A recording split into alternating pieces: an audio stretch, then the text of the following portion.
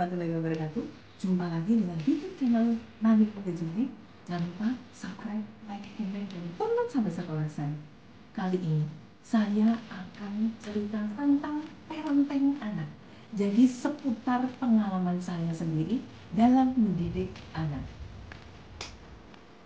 Dalam melaksanakan perawatan, pengasuhan, dan pendidikan anak, bermain menjadi media yang penting dalam mendidik anak usia dini. Dengan bermain, anak mudah mencerna materi yang diberikan orang tuanya. Tahap perkembangan anak menurut literatur 1-4 tahun akan pesat secara fisik, emosional, dan kognitif. Keterampilan motorik berkembang pesat, anak sudah mampu mengomunikasikan keinginannya dan kebutuhannya. Perkembangan anak usia 5-6 tahun, tahap sosial emosional berkembang pesat. Anak belajar memahami karakteristik teman-temannya. Perkembangan anak usia 7-12 tahun lebih ke persahabatan, minat, dan hobi baru. Ada pengalaman saya lagi. Sobat-sobat, pengalaman saya, anak kecil itu kan sering dibecandain dengan kita cedal-cedal gitu ya. Jadi misalkan pokoknya kita nyedal-nyedal gitulah, kita cedal. Itu kejadian dengan anak saya. Jadi anak saya itu salah satunya ada yang waktu kecil itu cedal. Padahal saya yakin anak saya nggak mungkin cedal, karena walaupun ada pengasuhnya dan saya aktif bekerja, tapi saya pemantau selalu perkembangan anak-anak saya. Jadi begitu anak saya cedal dan keluarga saya nggak ada yang cedal, saya takut kalau terlanjur nanti anaknya itu cedal, terus saya observasi, saya amati apa yang membuat anak saya cedal. Ternyata saya maupun kakaknya suka bercanda ini tuh dengan cedal, maksudnya sayang, Suya cucu. pokoknya dibuat cedal-cedal. Akhirnya saya belajar itu cukup 1 minggu. Jadi anaknya itu saya efektif setiap saat ketemu saya itu saya selalu ngomong misalkan R itu sudah mungkin sudah anaknya sudah jalan kok, sudah berjalan. Jadi kurang lebih 1 tahunan anak saya kebetulan yang ada salah satu 9 bulan. 9 tahun jalan. Jadi dia pada saat setahun kok anak saya jadi langsung saya bilang pokoknya kamu kalau ini R misalkan kalau orang Jawa bilang kakak, pupuk, terus kemudian kakak kita misal kayak gitu saya ini ayo ya apa namanya di ini kosakatanya di vokal itu yang konsonan itu yang K R L gitu. Jadi anaknya itu pokoknya saya ajari bagaimana bicara konsonan yang jelas.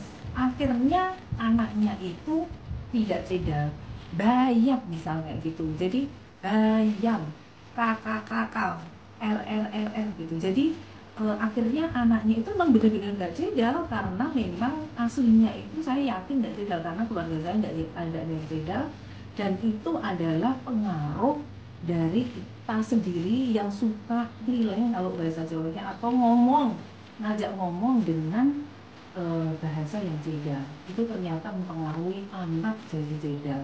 Jadi sebelum terlambat jangan lupa pokoknya anak diajari cara cedal.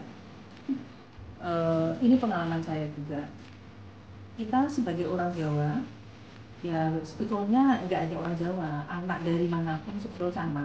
Kita mendidik anak itu kan sebetulnya memang selalu semua orang pengen anaknya itu kalau laki ya soleh, kalau perempuannya solika, dan anaknya itu jadi anak yang bermanfaat, pokoknya berguna, karena anak itu kan titipan Allah yang harus kita jaga.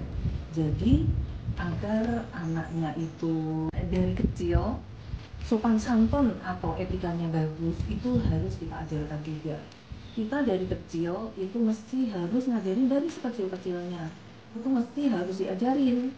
Maksudnya kalau sama orang ketemu harus salaman, harus assalamualaikum, kalau ketemu orang harus nyapa, harus ketawa, harus pokoknya anaknya itu diajari bagaimana caranya menghargai orang, terus sopan santun. Dengan kita contohi juga tentunya, bukan anaknya sendiri kita suruh jalan terus ini tapi kita enggak gitu. Pokoknya harus menjadi orang baik. Jadi kalau sama orang harus baik, suka menolong, suka berbagi, dan sopan santunnya yang benar. Itu dari kecil.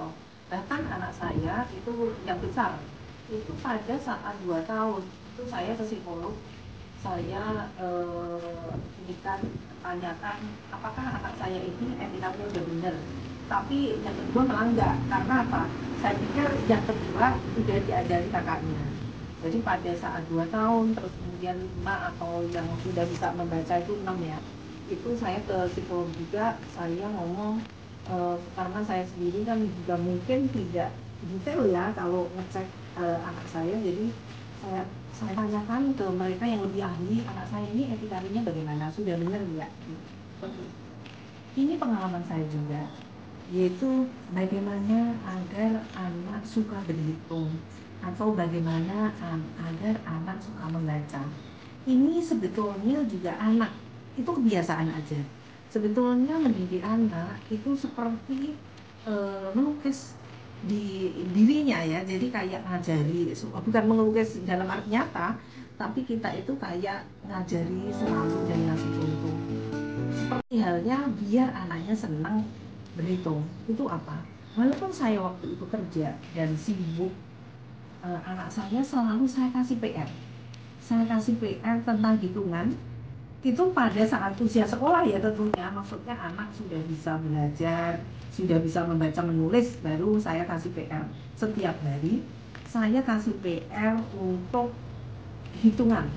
Jadi saya memang waktu itu saya nggak ngursusin, tapi setelah besar saya baru kursusin mereka itu kelas 5-an ya.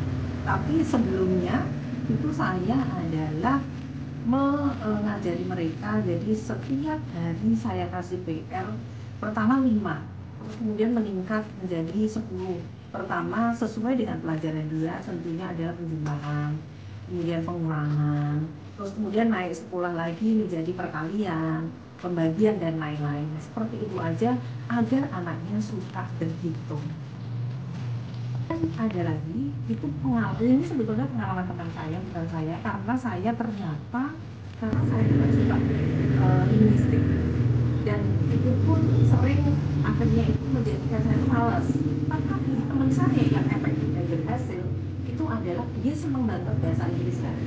Itu ternyata apa? Dari kecil dia udah diajari setiap hari itu eh, menghafalkan 5 kata bahasa Inggris.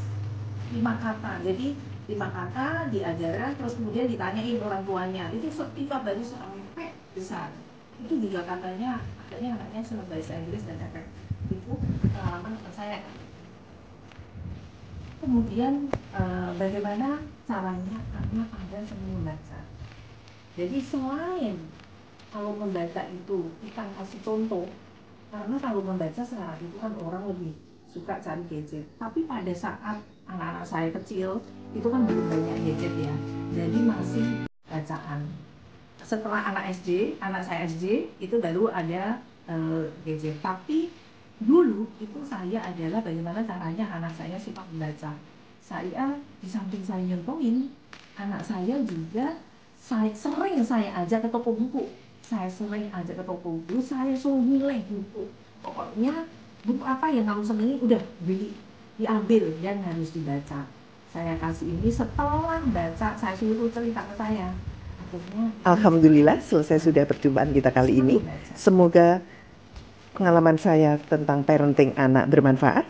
Dan jangan lupa subscribe, like, komen, dan tonton sampai selesai di YouTube channel saya, Nani and the Journey. Dan akhir kata, wassalamualaikum warahmatullahi wabarakatuh. Pokoknya, jika sudah berhadapan dengan anak, berikan teladan terbaik. Setiap orang tua wajib mengasuh dan mengasihi anak. Seorang anak perlu bimbingan dan arahan dari orang tuanya.